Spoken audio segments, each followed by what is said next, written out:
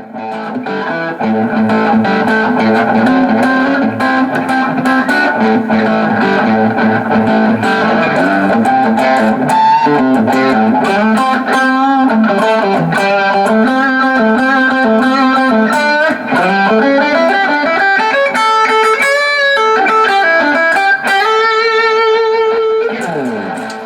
it going, everybody in the world of YouTube? I hope you're all doing good. I recently posted something on my Facebook page, and I posted a video earlier about this, about if you guys would want to learn how to make a living as a guitar teacher. So you have to excuse my voice, I'm just getting over a cold. But this is part one. So in part one I'm just going to kind of talk about you and the student, because there's going to be different parts of this. There's like a business side to it, the personal side, and then there's just like the starting out side of it. So part one. So here's what you should do. So first you've got to start getting students, obviously. To me, the best thing to do is I teach at a store. And a store works out good because then usually the store will let you use whatever you want in there. So I do pay the store because, again, most stores you probably aren't going to be an employee, you're going to be hired out as a subcontractor. But what you do is, you pay your rent, mine's called studio rent, and, you can then use the stuff in the store. You get a room, you get great access because I'm sure there's a lot more musicians coming through a music store than maybe your house. I started out teaching at my house, and then was asked if I'd be interested in teaching there. So that's kind of how I got started with my whole process and everything. But the first part is just kind of getting around and getting to know the local music stores. So don't expect to just walk into a store and be like, I want to teach guitar, and expect them to hire you, because that probably isn't going to happen. The store that I teach at, I've pretty much grown up in. Before I ever even started playing guitar, I was going into Metronome Music's where I teach, and my dad played guitar for probably 5 years before I ever started. So I'd been going in the store for a long time, so I've known everybody who works there and everything. And I also took lessons from the store for 2 years before, obviously I ever started teaching or anything like that. Okay, so there are quite a few different ways to get students. One of the main ways, if you're teaching at a store, is you're going to physically have people walk in and sign up for your lessons. Or they can call in and stuff like that. And that's where you're probably going to get the bulk of your students from. But you also want to kind of do like some recruiting of your own. What I did is in the beginning, I probably only had 6 students for a long time, and I went out and I had business cards made. So you could give people these business cards and everything. And then luckily I have my YouTube channel that had a lot of material on it. And I could show them, this is what I do, I can teach this, I can teach that. And you want to be real versatile. Like, you don't want to just know how to play rock riffs.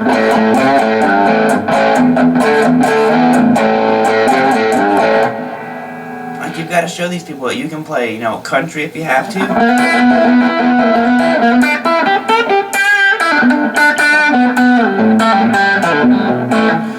You can play rock, you can play metal, you can play the blues if they want to learn like some Stevie Ray Vaughan or B.B. King or anything like that. Like, they need to know that you can play all this stuff. So something I would do is I would, just sit out in the lobby of the music store and play my guitar. And I would have people come up and maybe like compliment me on my playing. And we would get to talking and everything. And then it would come up, if I was in a band and everything, and I wasn't out in a band, I was telling them, but I do teach here. And I've honestly gotten quite a few students just from sitting out there playing stuff, not, trying to show off and blow people away, but just sitting out there playing, maybe trying out an amp or something. And I've gotten quite a few students that way. They're like, oh really, I'd like to take lessons and everything. And you explain the rates to them and everything, and hopefully you get a new student out of it. So that's another way to kind of do it. Another way is honestly like around not fast food restaurants, but restaurants and stuff. A lot of times they'll have a little billboard to put business cards. So do that as well. You'd be surprised, you will get some people on there let's see, what else? Another way is, honestly, start stuff on YouTube. The way that everything seems to be going in the world, more and more people are going to YouTube to learn stuff versus maybe in-person guitar lessons. So that's something that I wanted to kind of embrace and everything, because, you know, I'll have students come in and they've learned 3 songs off of YouTube, you know, and they'll want me to teach them, what was the one? Symphony of Destruction solo.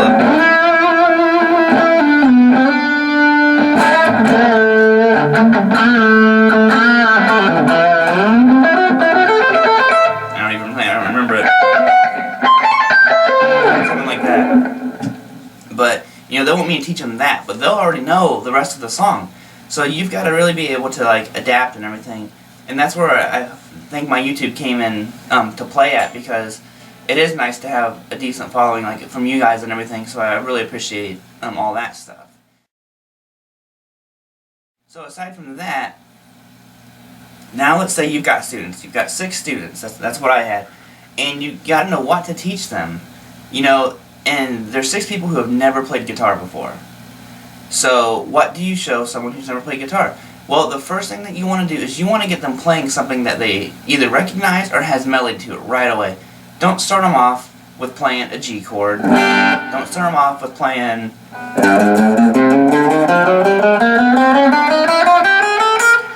No, they won't like that. You want to have them, like, excited about playing guitar right away. Whether it's straight up showing them Smoke on the Water on the high E string, or whatever riffs.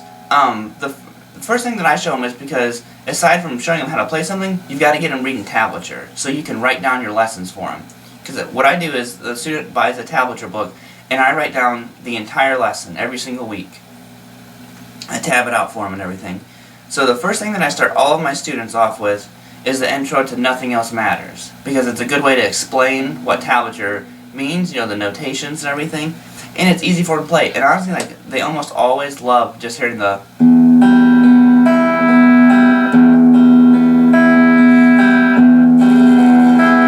And it's something that's easy to play. It's all open strings, so you can explain to them how to read the tablature and everything. But now they've got this melody. They can already play something. Before, they couldn't play anything. Before, they were just going... And now they've got a riff. So then usually the next thing that I'll show them, and maybe this isn't necessarily next, but I have lots of different little things that I show them, is as a kind of a take off the intro of Mama, I'm Coming Home. I show them this. And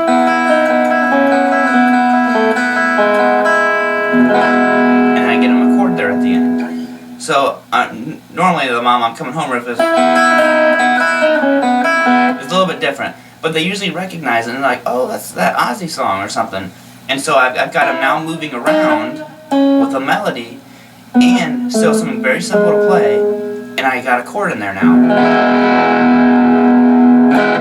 So think simple, because just because you can play Eruption or Panama or like Hot for Teacher or Seek and Destroy, any of these songs, doesn't mean that they can, because odds are they can't, and what's easy to you is really, really tough. So I would recommend, if you want to find out what it's like to be a beginner, I do it all the time. Go and play, if you're right-handed, like me, go and play a left-handed guitar. Like, really feel like it completely takes you back to being a beginner. You can't strum, you can't pick, you don't even know how to, can't even hold the pick right. It's so weird. But it gives you an appreciation. So I'll do that sometimes. Like, if I wonder if this is too hard to teach a beginner, I'll try to play it on a left-handed guitar.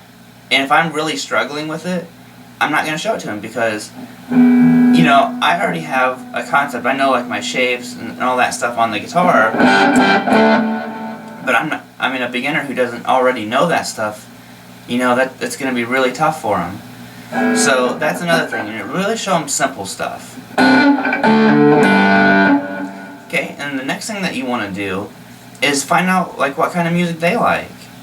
You know, you got to know what you're trying to show them. They might like Dwight Yoakam. You might not know a Dwight Yoakam riff if you don't know who he is. He's a country singer. I mean, you can go... You know, they might like Dokken. You know, I know tons of Dokken riffs, but I've had plenty of people come in and they want to play like the fray. I can't remember how that goes.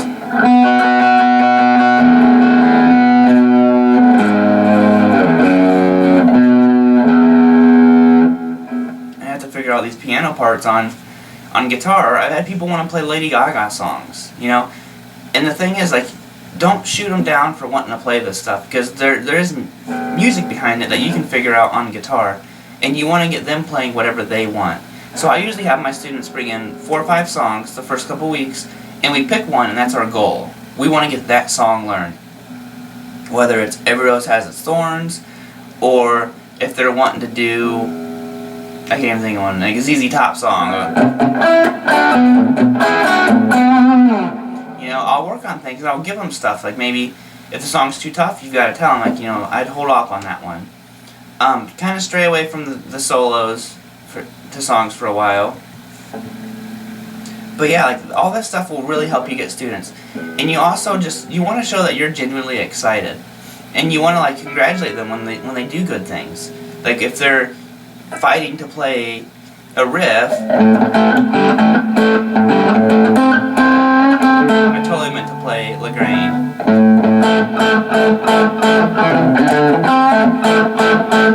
And they finally play it right, tell them, like, how awesome they're doing. And everything. Like, encouragement is one of the best things you can do, and it makes them want to come back and, you know, keep taking lessons from you and everything. And then the last thing in this video that I'm going to talk about is you want to involve the parents. Most of your students are probably going to be younger-ish people, where, you know, their parents maybe are paid for the lessons. And you want to keep the parents involved. At the end of the lesson, tell them what you guys are learning. Explain to them, tell them if they want to sit in on a lesson or something and watch what's going on. It's not a problem. Because you want to let the parents know that you're just not in there, you're not some yahoo showing them how to play stuff that's not, like, ever going to help them in the slightest bit. So just take your time with the students. Don't try to get them running before they walk, and keep the parents involved. Like, and if the parents don't want you showing them, you know, Crazy Train, don't show it to them. Listen to what the parents want them to learn too, and try to find a happy medium. Because I had a student who wants to play rock riffs all the time. His parents want him to play, you know, Christian music, and it's kind of hard to mix the two, because, you know, they don't want him learning AC/DC, and he doesn't want to learn, you know, the worship songs and stuff. So what I happen to have is a band called Guardian, which is this, like, old Christian 80s rock band. And I showed him, and he loved the riffs, and the parents liked them too, because the lyrics were what they wanted him to be listening to, and the music was what he wanted to listen to. So really, like, let your students know that you're, like, there to help, and, you know, show them, like, the ropes about everything. It's not just about guitar, it's about listening to music, you know, it's how to listen to it, what to listen for, everything. So I hope that this part 1 helps. Part 2 is going to be focused more on the business side of being a guitar teacher, because that's a whole different story. But yeah, so this is part 1. So take these steps and, you know, really apply them into your teaching and everything. And I guarantee if you follow all this stuff, you'll get a bunch of students. Hopefully this video is what you guys were expecting, because a lot of it necessarily isn't getting tons of students, it's keeping the students that you have. So you want to keep them and build them, and then you want to have a steady flow coming in to replace the ones, because eventually your students are going to leave. They're not going to take lessons for 15 years. But yeah, I hope you guys enjoyed it. Like I said, there will be part 2, and I will talk to you guys later. Woo! And please subscribe.